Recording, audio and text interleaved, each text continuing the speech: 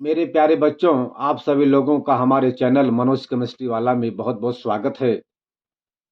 मेरे प्यारे बच्चों, आज हम लोग यहाँ पर चैप्टर ध्वनि में एक टॉपिक पढ़ेंगे जिसका नाम है ध्वनि तरंगों का परावर्तन। ध्वनि तरंगों का परावर्तन। यदि आप लोग कक्षा 8 के विज्ञान में पढ़े होंगे, एक टॉपिक होगा वहां पर प्रकाश का परावर्तन। तो ध्वनि तरंगों का परावर्तन ठीक प्रकाश के परावर्तन के समान ही होता है। जैसे जैसे जो जो नियम प्रकाश परावर्तन में लागू होता है, वही वही नियम ध्वनि तरंगों के परावर्तन पर भी लागू होता है। ठीक है ना?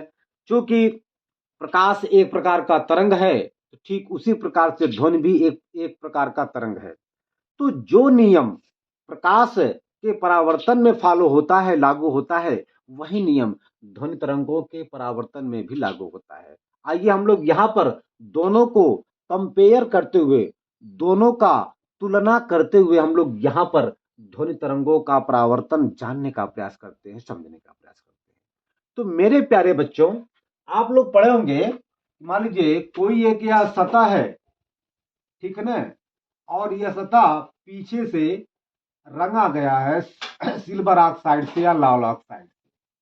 आपने पढ़ा होगा प्रकाश के परावर्तन में। और इसका ऊपरा वाला भाग चिकना है, सतह है। ये ऊपर वाला भाग, मतलब ऊपर वाला भाग क्या है? चिकना है बिल्कुल न। और नीचे वाला जो भाग है, वह जो है लाल ऑक्साइड से या सिल्वर ऑक्साइड से पेंट किया गया है। होता क्या है, जब कोई प्रकाश की किरण एक माध्यम से चल करके इस सतह से टकराती है, तो टकराने के बाद ठीक फिर उसी माध्यम में वापस लौट जाती है। ये देखिए, और इस सतह पर प्रकाश की किरण जिस बिंदु पर आकर के आपतित होती है, उसे हम लोग कहते हैं आपतन बिंदु। ये आपतन बिंदु है, आपतन बिंदु, ये हम लोग पढ़े हैं। ओके, अच्छा, करते क्या है हम लोग, यहां पर एक काल्पनिक लंब खींचते हैं। इस आपतन बिंदु पर एक काल्पनिक लंब खींचते हैं, और वह लंब रेखा इस सरफेस सतह या इस सतह के लंबवत होता है। देखिए, ये हमने यहाँ पर जो है काल्पनिक जो है अभिलंब हमने यहाँ पर, ठीक, ये ठीक ना, ये अभिलंब है, ये अभिलंब। अच्छा, होता क्या है, जो प्रकाश की किरण आती है, ठीक है ना, उसे हम लोग कहते हैं आपतित किरण। आपतित किरण, ये आपतित किरण है, ये आपतित किरण है, आपतित किरण है। और इस सरफेस से टकराने के बाद जो प्रकाश की किरण वापस लौट जाती है, उसे हम लोग कहते हैं परावर्तित किरण। यह परावर्तित किरण है, परावर्तित प्रकाश की किरण है। ठीक, अच्छा, होता क्या है, ये अभिलंब है। अभिलंब और आपतित किरण के बीच बने कोण को आपतन कोण कहते हैं, और आपतन कोण को आई से लिखते हैं। ये कोण आपका आपतन कोण है। ठीक, और अभिलंब और परावर्तित किरण के बीच, देखिए ये अभिलंब है और ये क्या है, ये परावर्तित किरण है। अभिलंब और परावर्तित किरण के बीच बने कोण को परावर्तन कोण कहते हैं, और इसको लिखते हैं स्मॉल आर। मतलब ये क्या है, ये आपका आपतन कोण है, आपतन कोण कहलाता है। आप लोग इसे कक्षा 8 में पढ़े होंगे। ये आपका परावर्तन कोण है, क्या है, परावर्तन कोण। वास्तव में आपतन कोण आई परावर्तन कोण आर के बराबर होता है। ठीक है, और अभिलंब आपतित किरण, ये अभिलंब, ये आपतित किरण, ये परावर्तित किरण, तीनों एक ही तरफ, एक ही तल में स्थित होते हैं। ये तो प्रकाश का परावर्तन है। ये सब आप बेटा कक्षा 8 में पढ़े होंगे, क्योंकि कक्षा 8 में एक छोटा सा चैप्टर प्रकाश वहां पर है, दिया गया है। तो जब आपके सर वहां पे आपको पढ़ाए होंगे तो ये सारी चीजें आपको वहां पर बताया गया होगा। ठीक जिस प्रकार से यहां पर प्रकाश का परावर्तन होता है, ठीक बेटा उसी प्रकार सिमिलर ध्वनि तरंगों का भी परावर्तन होता है। ठीक है, आइए हम लोग यहां पर देखते हैं। मान लीजिए कि यह कोई एक जल का सतह है या कोई एक ठोस है। मान लेते हैं कि यह है, ठीक ना, यह कोई एक लकड़ी है, लकड़ी का बॉक्स है। चलिए भैया, ये कोई लकड़ी है, ये कोई आपका लकड़ी है। थोड़ा और पतला कर देते हैं।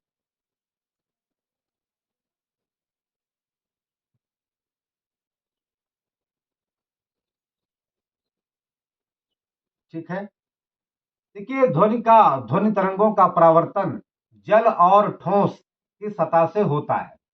जल ध्वनि तरंगों का परावर्तन जो है वह द्रव और ठोस के सतह से के पृष्ठ से होता है।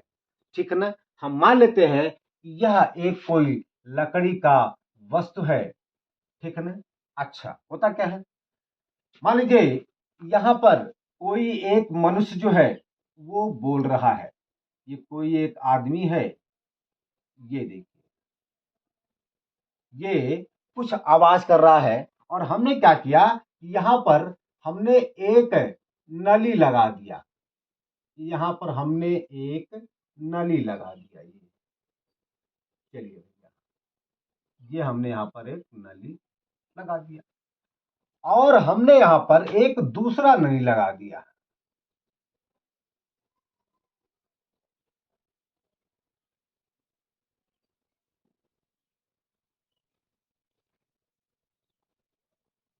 ये हमने यहां पर दूसरा नली लगा दिया,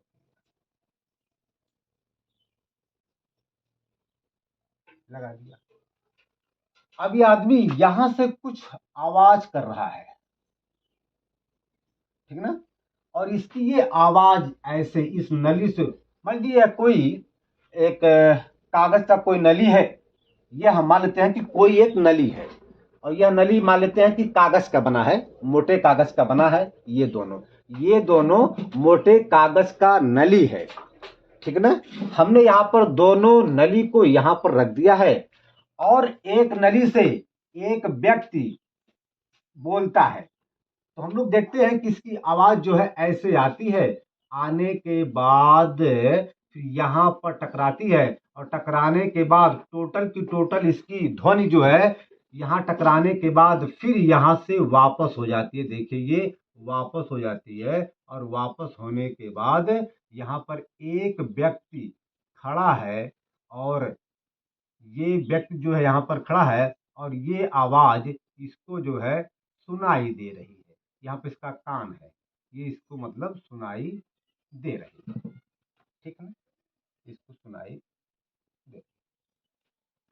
तो ये पाता है कि जितना आवाज, जितनी ध्वनि ये उत्पन्न करता है उतनी ही ध्वनि इसको यहां से जाते हुए सुनाई देती है। मतलब जितनी ध्वनि यहां से ये उत्पन्न करता है उतनी ही ध्वनि यह व्यक्ति सुन लेता है। इसका मतलब यह हुआ कि जब यह व्यक्ति यहां से बोला है तो ध्वनि तरंग यहां पर आने के बाद इस लकड़ी से मतलब टोटल का टोटल परावर्तित होने के बाद यह उसी तरफ जो है इस मतलब इस नली से हो करके यहाँ पर चली जा रही है। जितनी ध्वनि ये यहाँ से बोलता है वह ध्वनि तरंग यहाँ इस नली के माध्यम से होते हुए आकर इस लकड़ी से टकराता है और टकराने के बाद मतलब परावर्तित होता है और परावर्तित होने के बाद टोटल का टोटल ध्वनि इस नली से हो करके बाहर निकल जा रही है। तो इस बाहर बैठा हुआ एक व्यक्ति जो है इसकी आवाज को यहाँ पर सुन लेता है।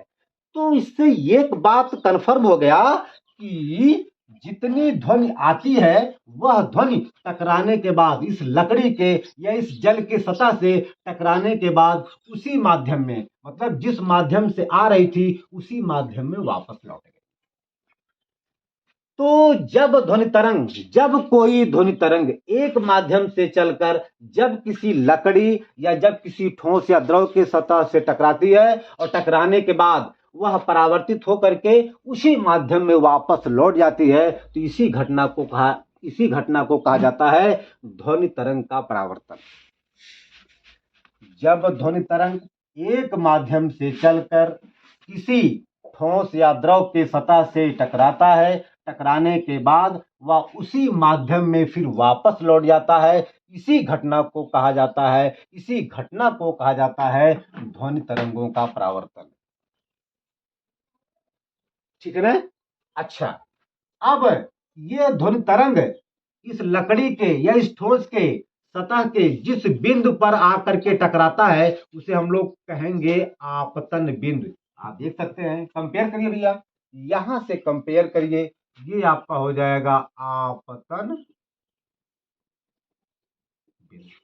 और जो ध्वनि तरंग आती है टकराने के लिए उसे हम लोग कहेंगे आपतित ध्वनि तरंग। भैया इससे कंपेयर करिए, आपतित ध्वनि तरंग, ये आपका हो गया आपतित ध्वनि तरंग। और जो ध्वनि तरंग इस लकड़ी से या इस ठोस के पृष्ठ से टकराने के बाद जो वापस लौट जाती है उसी माध्यम में, उसे हम लोग कहेंगे क्या? उसे हम लोग कहेंगे परावर्तित ध्वनि तरंग। परावर्तित, भैया कंपेयर करिए, यहां से तुलना करते हुए लिखिए, आपको आसान हो जाएगा। ये यहां पर दिया गया है परावर्तित किरण, तो ये आपका हो जाएगा परावर्तित ध्वनि तरंग। परावर्तित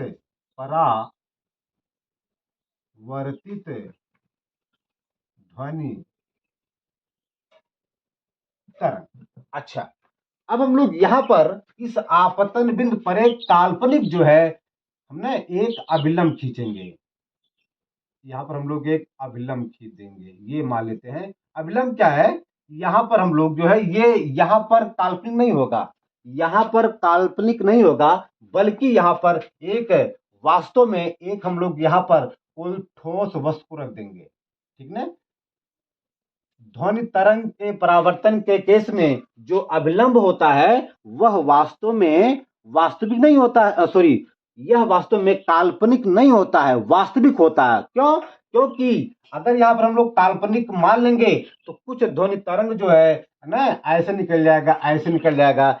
जब यहाँ पर हम लोग वास्तविक अभिलंब को मान लेंगे तो टोटल का टोटल ध्वनि तरंग जो है यहां से चलने के बाद सीधे सीधे यहाँ पर निकल जाएगा। तो ये वास्तव में कोई एक जो है ना ठोस वस्तु है, या लकड़ी मान लेते हैं,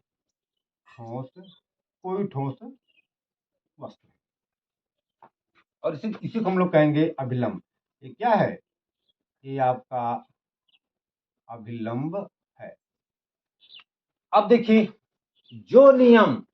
जो परावर्तन का नियम प्रकाश में लागू होता है वही परावर्तन का नियम ध्वनि तरंगों के केस में भी लागू होता है। क्या? आपतित ध्वनि तरंग, अभिलंब तथा परावर्तित ध्वनि तरंग तीनों एक ही तल में होते हैं। ठीक है? और इसके बाद ये अभिलंब और आपतित ध्वनि तरंग के बीच बने कोण को हम लोग कहेंगे आपतन कोण। इसको हम लोग लिखेंगे आई से। ये आपका हो जाएगा आपतन कोण, ये आपका हो जाएगा आपतन कोण। इसके बाद अभिलंब तथा परावर्तित ध्वनि तरंग, अभिलंब तथा परावर्तित ध्वनि तरंग के बीच बने कोण को हम लोग कहेंगे परावर्तन कोण, और परावर्तन कोण को हम लोग लिखेंगे स्मॉल आर से। यह आपका हो जाएगा परावर्तन कोण।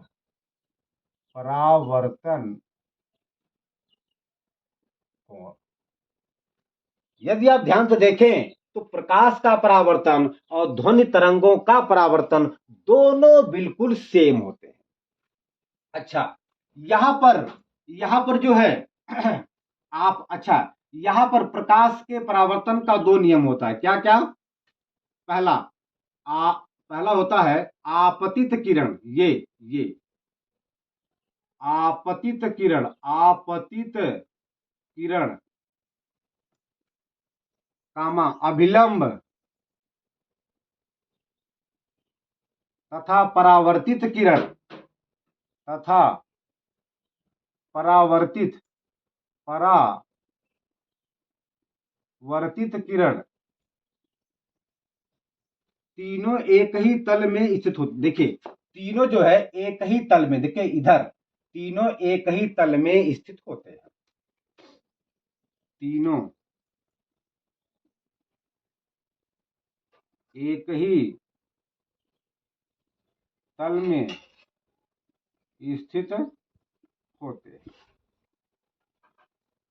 दूसरा क्या है, ये आपतन कोण आई और परावर्तन कोण आर ये आपस में बराबर होते हैं। आपतन कोण आई, परावर्तन कोण स्मॉल आर दोनों आपस में बराबर होते हैं। अर्थात आपतन कोण आई बराबर परावर्तन कोण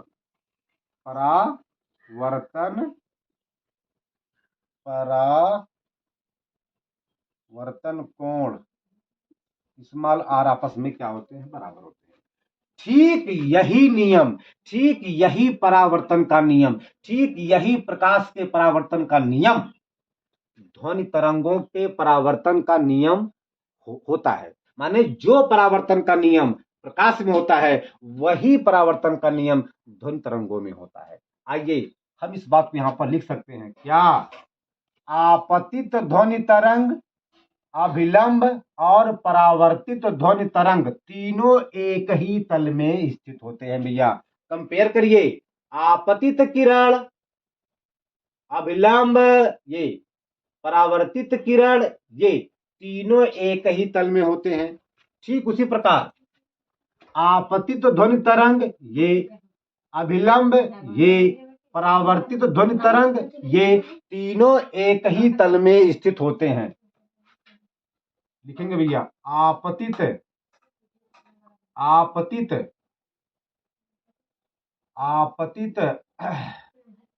ध्वनि तरंग, आपतित ध्वनि तरंग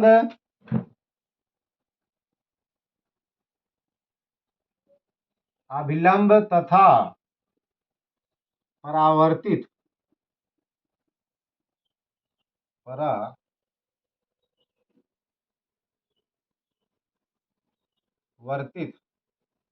ध्वनि तरंग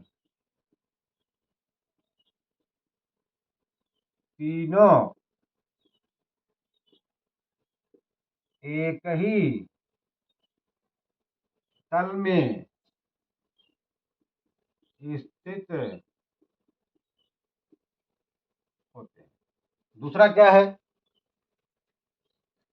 ये आपतन कोण और परावर्तन कोण, ये आपतन कोण आई और ये परावर्तन कोण आर, ये दोनों आपस में बराबर होते हैं। लिखेंगे आपतन कोण